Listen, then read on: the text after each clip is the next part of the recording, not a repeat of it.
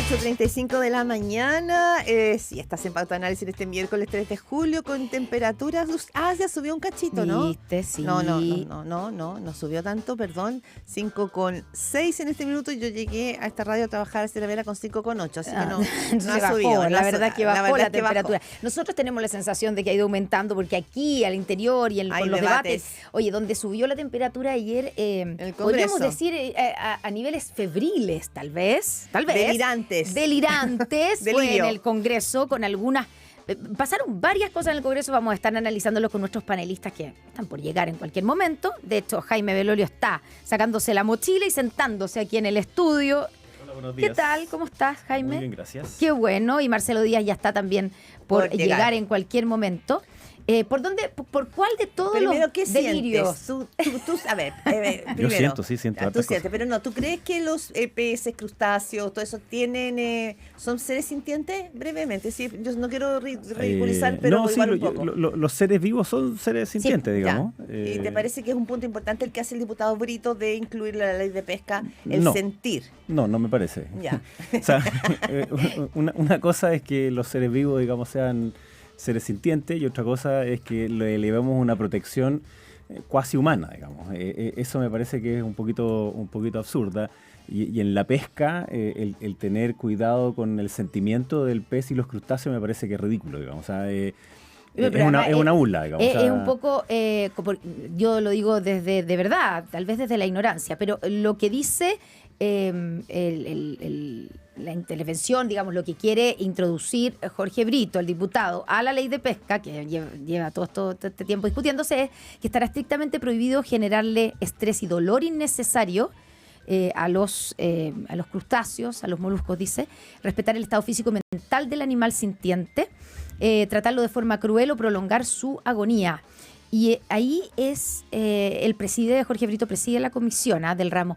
Y la pregunta es, ¿cómo se compatibiliza eso con la pesca? No, imposible. O sea, en el fondo, sé a mí me parece que por eso digo que... yo me imagino que sufrirán, ¿no?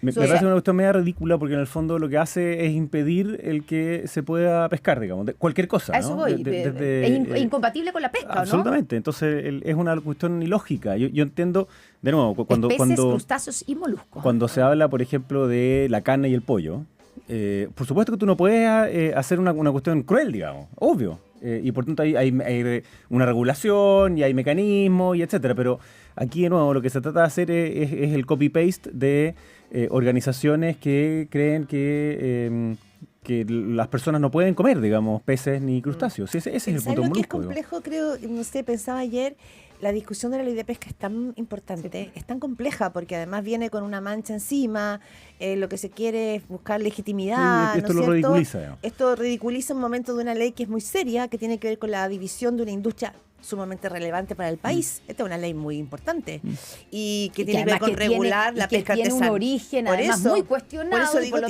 y lo que tiene que buscar es una legitimidad. Y para ese esfuerzo tiene que sumarse toda la clase política. Tenemos el presente hace pocos días de un grupo de parlamentarios de la oposición, digámoslo así, que había copiado, pero al pie de la pata o al pie de la letra, digamos, 200 artículos, ¿no es cierto?, que venían que se habían puesto ahí en la comisión, claro. No, pero entonces, que venían de una organización gremial, claro, para decirlo así, que volvían a reiterar la mancha. Sí. Entonces, si es tan importante la discusión, poner este punto me llama la atención porque es sacar el foco de lo bien relevante que es la ley, ¿o no? O sea, completamente. La pesca es uno de los típicos ejemplos que uno pone cuando hace clases de economía y otro de lo que se llama el problema de los comunes. Es decir, si cada pescador, llamémoslo así, por su propia cuenta sacara el máximo potencial, eso significa que a la temporada siguiente no hay nada. Esto es algo que saben muy bien, digamos, los pescadores artesanales, que saben que hay que cuidar la cantidad de moluscos, la cantidad de peces, porque tienen que reproducirse. Entonces tampoco, me imagino que una cosa era que eran sintientes, pero no pusieron nada sobre el placer tampoco. Claro. Tiene que ver con la disponibilidad del recurso y que el equilibrio medioambiental. Pero esto yo creo que lo termina por ridiculizar. O sea, un tema que es muy serio, que tiene muchas implicancias, que implican inversiones de largo plazo, termina siendo creo que, bueno, de nuevo, ridiculizando un debate que no merece, digamos, algo como eso, dadas más las condiciones de Chile y dadas las condiciones de la ley en el pasado. Congreso ayer, digo, si es dio muestras de ridiculez, pero... Dime, la cosa de quitarle la multa al voto obligatorio. Exactamente, ¿ya? la reforma, esto es la reforma electoral. Nos cambiamos de tema. Ya, pero vamos, ¿eso lo que vemos también ocurrió como ayer, ridículo o como una astucia? una astucia de alguien, Una ¿no? astucia que pasó gato por para liebre. que hagamos el contexto, por si alguien se saltó esa discusión, que también ocurrió ayer y que debiera ser zanjado hoy día, en este proyecto para poder establecer la elección de octubre municipal y de gobernadores en 2 días, se estableció que no hay sanción, o sea, se eliminó en una de las 2 cámaras, digamos, se elimina la sanción para el que no va a votar, pero supuestamente es una elección con voto obligatorio. Entonces, ¿de qué sirve si no hay sanción? Todos sabemos, ¿no? Si no hay sanción, ¿no hay voto obligatorio? Claro. ¿O sí, No, Jaime Belolio? o sea, obvio que no. Esto es como hacer una especie como de impuesto voluntario. ¿Ah? No funciona así simplemente. Si tú, o sea, una cosa es el debate que es súper legítimo sobre si el voto es obligatorio o voluntario. ¿Ah? Y lo dimos en el pasado y hay buenos argumentos para uno y otro lado. Ahí se podría hacer una nueva conversación sobre el tema, exacto, si funcionó o no funcionó. Hola, Marcelo. Marcelo Díaz está también Marcelo ingresando. le agarró el taco que advertimos que había aquí en Andrés Andrés Bello con los ¿cierto? leones. Sí. ¿Viste? Sí, Sabíamos ya que venías en ese Había un problema. semáforo Allá y totaco todo por acá. apagado. No sabía, Sí. pensé que era más. Y por tanto, dar ese debate sobre la voluntariedad o no me parece súper legítimo. Ya avanzamos en eso y decidimos de alguna forma que iba a ser obligatorio. Entonces, si es obligatorio para el ciudadano responder a ciertas, valga la redundancia, no, obligaciones hacia el Estado, bueno, tiene que tener una consecuencia el hecho de incumplirlas. O sea, si los impuestos son obligatorios y tú no los pagas, tiene una sanción. Si hay una luz roja y te la pasáis, tiene una sanción, digamos, además de la probabilidad de choque, digamos. Bueno, aquí es lo mismo. Entonces, yo creo que está motivada únicamente por una cuestión electoral, que se dieron cuenta algunos que con el voto obligatorio aumentó el caudal de votos y eso significa que les iba mal y por tanto quieren cambiarla. Ahora, eso, el sacarle de nuevo esa sanción hace que en la práctica el voto sea obligatorio voluntario, que es una contradicción en O sea, sí. obligatorio sin multa no es obligatorio. Y por digamos. tanto, las otras propuestas que vienen dentro del marco de esa ley, la primera, que la votación sea en 2 días, y la rebaja del voto, se basan en que van a votar todas las personas, porque es obligatorio. O sea, Claro. de lo contrario no habría razón en la por qué tú quieres hacer que sean 2 días. En 2 días. Es en 2 días O sea, porque el va a votar argu- mucha gente. Claro, si se cae el porque no es argumento, voluntario. Entonces, se cae el argumento, entonces o sea, es evidente que aquí hay algo que está completamente en contradicción. es una contradicción y es por una cuestión, a ¿Sí? ¿Cuál es a la mi entender, explicación? es puramente electoral. Que le tienen temor a que voten más personas y por tanto... ¿Quién le tiene temor a que voten No, más esa personas? izquierda más radical le tiene temor a que haya de nuevo voto obligatorio, porque el voto obligatorio ha significado en las últimas elecciones un voto que es más moderado. Pero a ver, Para demos el los espacio dos lados, a ¿no? Marcelo. Es más moderado. Marcelo es Díaz, menos vamos a cambiar de tema, pero en politizado. este punto quiero saber, tu experiencia como parlamentario, tu experiencia como ministro, tienes que acercarte al micrófono. Tu experiencia como embajador. Tu experiencia como embajador. Claro, estamos apelando a todo. Ya, no, pero me No me refiero a sirve que... nada eso para No, contestar. pero es que en esa experiencia tú podrías decir que... Porque lo que está diciendo Jaime Belolio lo dijo también esta mañana aquí el senador Manuel José Sandón. Dijo que aquí finalmente esta decisión de querer pasar gato por liebre, de sacarle la multa al voto obligatorio, era porque había una izquierda, él señalaba del Frente Amplio más bien, que se habían dado cuenta que podían perder con esto. Efectivamente, para la izquierda, ¿el voto obligatorio les va mal? ¿Le reduce el espacio de crecimiento? El voto obligatorio en las últimas elecciones donde se ha implementado, efectivamente no ha sido un voto favorable para los sectores progresistas, porque es un voto mucho menos consciente, mucho menos informado, un voto que generalmente como no quiere votar, vota castigo, y un voto más conservador, eso lo dicen todos los estudios de opinión, sobre todo a partir de los 2 torneos electorales que hemos contado con voto obligatorio. Yo siempre fui partidario del voto voluntario y tuve mis dudas también cuando lo cambiamos a obligatorio. Me parece que el voluntario obliga al candidato, a las candidatas, a ser ellos quienes movilicen el esfuerzo electoral y no al revés.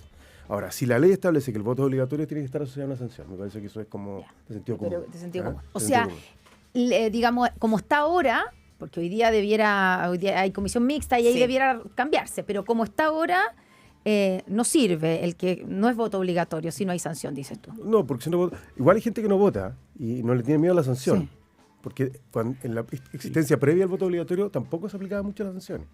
Era muy, muy accidentalmente. Claro, cuando era Ese obligatorio con tema, inscripción sí. voluntaria. Claro, exactamente. Pero hoy día, yo no sé si se han aplicado los dos anteriores, porque igual siempre hay un margen de abstención. Pero claro, si uno le elimina ya normativamente la sanción, entonces es un voto obligatorio relativo, para decirlo así. Ya. Oye, otro tema que lo comentaba, así lo presentaste tú, Juan, y tú solo me hago parte de tus palabras. Para un comentario sobre sí. la votación de 2 votos en 2 días. Sí. ¿Sí? Puros desastres del CERVEL. ¿Tú El crees CERVEL, que desde que se creó el Consejo del CERVEL hemos tenido problemas. Lo tuvimos en el gobierno de la presidenta Bachelet cuando tenía Más cerca del micrófono, Marcelo. Cuando tuvo un desastre con el registro civil, que le entregaba información que el CERVEL tenía que depurar, el CERVEL decía que no le correspondía a ellos depurarlo, para eso tienen la facultad de... Con los votantes que aparecían los fallecidos, fallecidos. ¿cierto? Sí. Entonces el CERVEL siempre nos desayuna Ahora a el última hora con alguna cosa nueva, rara. Pero Ya, pero el CERVEL en general está súper, que ponga el cuestionamiento sí. al CERVEL, que es como la institución Es que- más es que valorada de la... El CERVEL sí, por eso digo, hasta que se consejo. creó el Consejo del CERVEL nunca tuvo ninguna polémica. Se creó el Consejo del CERVEL y ¿Y te empezó parece que la polémica. votación en 2 días es una locura? No, lo hicimos para la pandemia. Sí. pero Sí, que, sí, que pero- nos digan a meses de una elección, no, tiene que ser en 2 días, y de contrabando meter Y otras to- y normas, to- es me parece un poco serio, muy poco riguroso de una institución que es seria. Jaime. Belolio, ¿sí? ¿Te parece también? O sea, a mí me tocó implementar esa votación en 2 días en la pandemia. digamos. Claro. Pero las condiciones eran súper distintas, obviamente. ¿no? También eran votos súper grandes, pero habían circunstancias... Las ponemos en esa sábana, esa sí, sábana. Oh, de no, era voto. atroz. el voto del core era inmenso. Pero aún así, lo que había que hacer era por condiciones sanitarias. ¿Hoy día no se justifica, crees tú? Me cuesta bien la justificación, porque la justificación se basa en la demora potencial que tienen los votantes en hacerlo, y en general sobre representan la demora.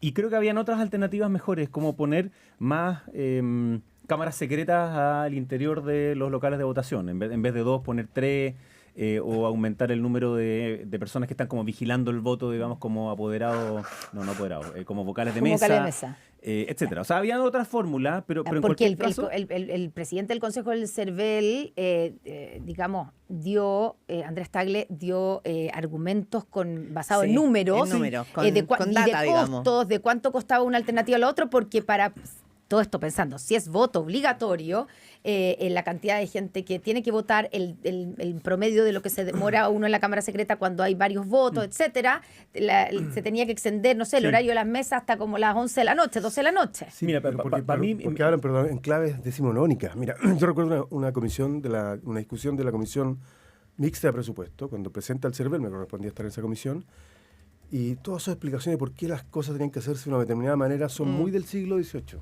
Ah, Entonces, nosotros le pusimos sobre la mesa, ¿qué pasaría si Chile cambiara su régimen político? Ustedes le darían 3 meses para su elección. Francia el presidente Macron acaba de suspender la Asamblea Legislativa y convocó en 3 semanas la elección. Y la segunda vuelta es 1 semana. ¿No tenemos capacidad técnica para hacer eso? Según el director del CERVEL, no. No. Entonces, siempre hay un ruido desde ahí. Entonces, claro, son muy buenos en lo que hacen, si es que no les cambian lo que hacen. Entonces, yo creo que ahí tenemos que ser tú capaces de dices que hay que modernizar. modernizar. Por supuesto. Ahora, nosotros en términos en la región, con todo respeto, o sea, somos, sí, pero el realmente sistema los electoral reyes. funciona o sea, bien, tenemos rápidamente Sí. nuestro... Y a las 9 de la noche en general está todo resuelto y contado. Pero tiene O sea, rigidez, lo- como que nos digan, por ejemplo, que no es posible convocar una elección en 30 días. No, mi punto es que yo prefiero que voten muchas más personas que menos, por tanto, si la única vía que ahora se encontró es hacerlo en 2 días, ya, ok. Pero me parece que esto debió haber sido una discusión hace mucho más rato Claro. atrás, y no cuando estamos No muy a encima. 30 días o menos del cierre de la inscripción de las elecciones que son en octubre. Entonces, ese es mi punto. Yo creo que esto fue un poquito rápido, pero no tengo ninguna duda, digamos, sobre los procesos, y que el proceso va a terminar bien. Ahora, claro, a uno que es candidato, que sean 2 días, es el doble de estrés. No, claro. No de angustia. Oye, Exactamente. Tú Jaime- decías que vamos a ir a otra. Sí, es que me yo hablé de cambié. delirios y Es que, sí, de que ocurrieron ayer en el Congreso. Sí, no del sé si sin- es un de los- delirio. de los sintientes, pero mira, es que, perdón, pero ¿Sí? me cambió otro tema, porque de todos los temas que aquí son muchos, me quedé pensando y dije, ¿qué pensará Jaime Belolio y Marcelo Díaz respecto de qué es la peor noticia del día de ayer? Y para mí, personalmente, como periodista, la peor noticia del día de ayer fue descubrir que los 2 asesinatos en Lampa y otro en Ovalle este año fueron ajustes de cuentas de testigos protegidos. Porque si nos limpiamos la boca y decimos que nosotros, el crimen organizado, nosotros, si de verdad sabemos al enemigo que nos estamos enfrentando y la institucionalidad no es capaz de proteger a aquellos testigos que te permiten infiltrar este crimen organizado, que es como el ABC en México, en los países que... Esto es un tema clave. Entonces, no sé, a mí me parece que eso probablemente es de lo más grave que supimos en el día de ayer. No sé cómo, a lo mejor estoy exagerando, No, estoy de pero no sé.